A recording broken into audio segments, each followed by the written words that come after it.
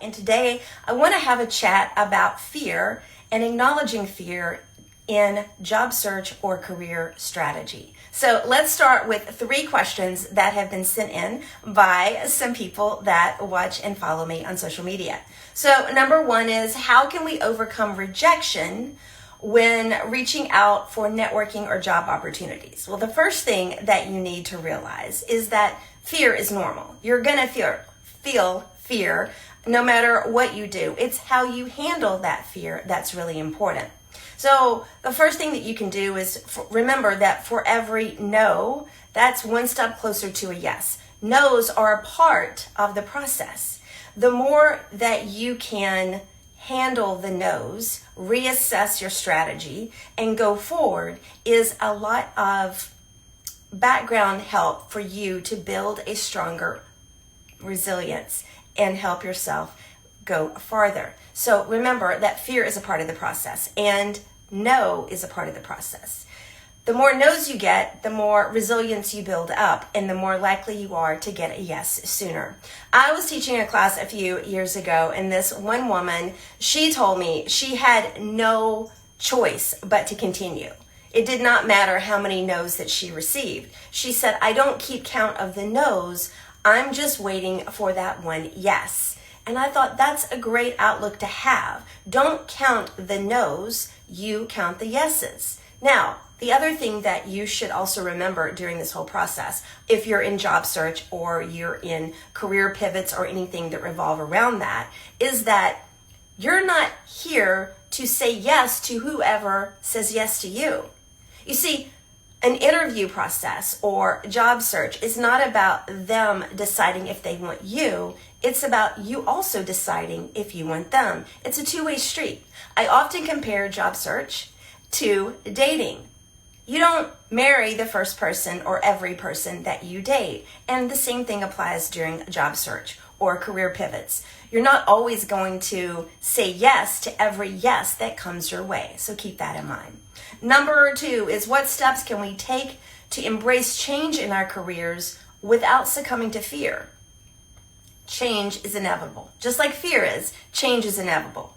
The one thing that you can do to help yourself navigate the word change and changing circumstances is to break the change down into little bitty steps. If you get really overwhelmed with change, no matter what it is, whether it's in your personal life or professional life, then learn simply how to if you can, break that change down into smaller steps. For me, I talk a lot about how I made the decision to move back to Memphis. And even now, moving to another state seems so daunting. It seems so overwhelming. And at that time, it was to me as well. But for me, the biggest hurdle was my mindset. It was coming to grips with, yes, I'm ready to move. And so once I got through that, I broke things out into little bitty steps. And I've talked about that before. I broke it down into, what do I need to actually do the move? What do I need to do to close all my services here? Where am I going to live? And so I made little bitty packets for each one of those areas. So if you are coming up to a change, maybe you are wanting to change careers, then start with the mindset first. What is it that you want? And then break it down into little bitty packets like, what are my skill sets? What type of job do I want? Do I know anybody in those jobs? Breaking it down helps you feel less overwhelmed and helps you handle that fear of change. The third question I got was, how can we authentically showcase our skills and talents without feeling like we're showing off? I get that one a lot. People are afraid to show up, especially on LinkedIn. No one wants to talk about what it is they do. But if you don't educate people on what you do, people aren't going to know what you do. I could easily just say, I hate doing these videos or these lives and just not do it. But then people aren't going to know what it is I do and how I do it. You may still be asking, what is it she does? But let's talk about how you can authentically showcase your skill sets. For instance, for me, I want to speak more. Therefore, I need to show you that I can speak. I wouldn't necessarily judge my speaking abilities on today's broadcast, but you get the point. I have to show up every day, I have to show up every week, and I have to put myself out there. The same thing for if you're an engineer. So for me, I look at that, if you're an engineer, whether it's chemical, electrical, whatever it is, mechanical, LinkedIn is a perfect place to simply write what it is that you do. And how do you do that? So that's pretty easy. Break it down into typical questions, like I'm doing right now.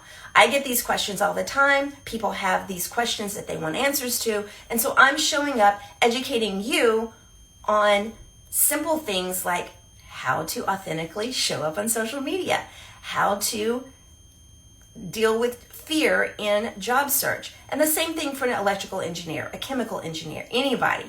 You simply write about what people ask you. One of the simplest things to do is, what is an engineer? What is a mechanical engineer? What is an electrical engineer? What is a chemical engineer? Did I already say that? Can't remember. But that's one of the easiest questions. You're not writing thesis statements.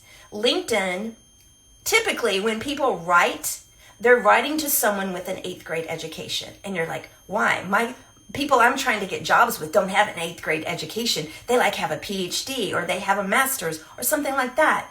But the typical person doesn't want to read a thesis. They want to read something that's easy to consume. Right now, I'm dealing with one of my best friends. She's also a forensic psychologist.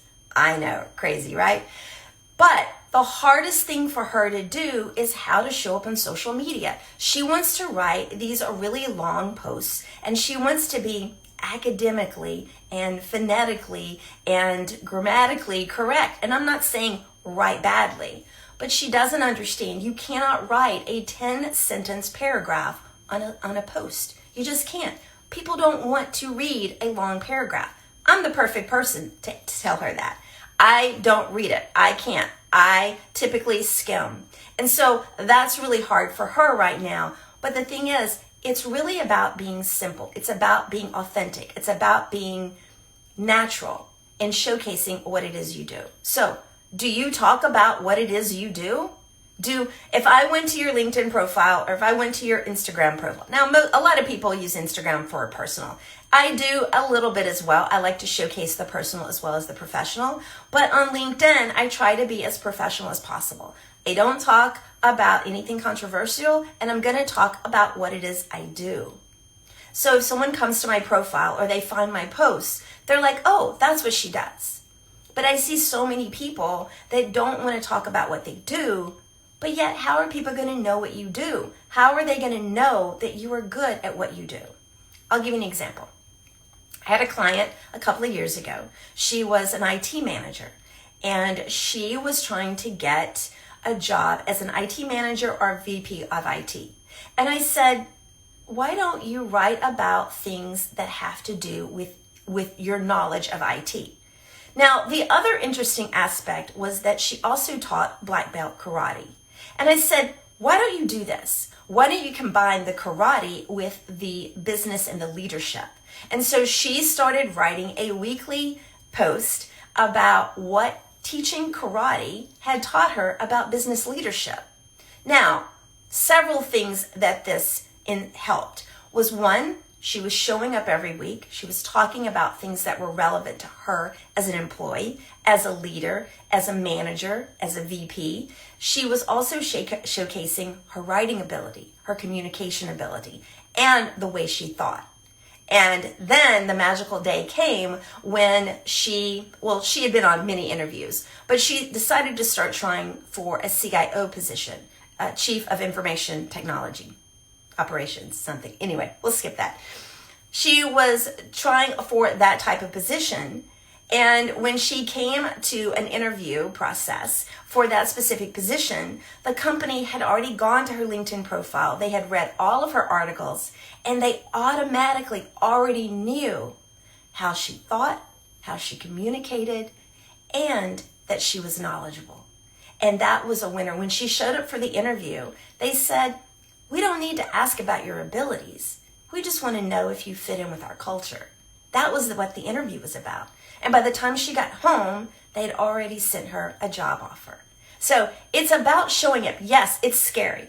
When I started doing this 13 years ago, 2010, I was scared. I thought that I could market my photography business at the time by just shooting pictures and just blogging about my clients and the pictures I took.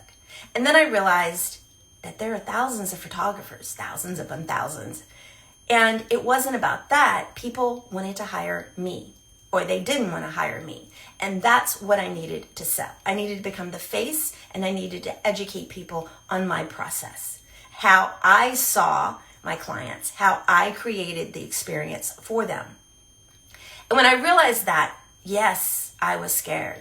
As talkative, for those that know me in person, as talkative as I get in person, I can become very awkward. I can become very shy and very hesitant if I don't know my role. And it was difficult for me. It was difficult for me to show up and talk about that and put my face with my brand. But over time, I got used to that. And I also, a lot of times, fake it because I get into that. I think about it sometimes as it's a performance, and I think about it like that. There was something I heard Beyonce say one time. She came out with the album, I think, called Sasha Fierce, and she said that was her alternate identity. And that's who she became when she had to perform, because she stopped being Beyonce because she was hesitant, she was uncomfortable, she felt awkward, and she didn't want to go out there and act like that and act the way she did in Power. And so she created this other persona, Sasha Fierce, and that gave her the ability to go out there and perform the way she needed to perform. I take that same approach. I don't have a Sasha Fierce, but I take that approach as I am out here to perform. But more than that, I'm out here to educate people. Because there's so many people out there that have the questions, that need the reassurance, that need the guidance, that don't necessarily know they have questions to ask. And so me showing up and putting that out there also solves that predicament for everybody else. So don't be afraid to educate people on what you do and how you do it. And do it with, even if I mess up sometimes, I laugh it off, okay? I'm just here to entertain. So take this advice. Don't be afraid of fear. Don't be afraid of change. Break it down into little bitty bites. And for the third one, don't be afraid to show up and show people who you are. Don't be afraid, because you can do it without giving out all your personal details. But make sure that you're educating people on what you do and how you do it. That's the quickest way to grow your network, to build those connections, and to get more clients, to get new job offers, and to showcase and help people know what it is you do and how you can help them. If you have questions for me, be happy to answer those. Send them in a DM, and I'll be back at another time for another Q&A. Bye, guys. Thanks for watching.